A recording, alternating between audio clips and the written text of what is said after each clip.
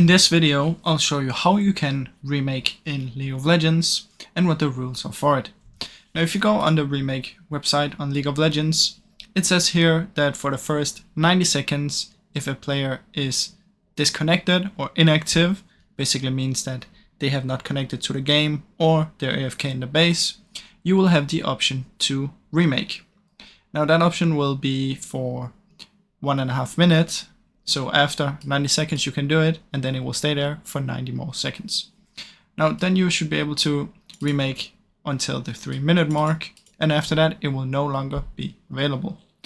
Now you should remake if usually when you connect to the game, they will have the fountain.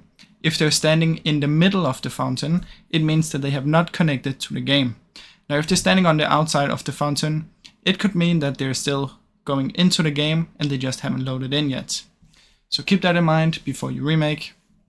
Now that's about it, guys. There's not really much more to it. I really hope you enjoyed the video, and if you did, please leave a like and subscribe, as it helps me out a ton. Thank you so much for watching.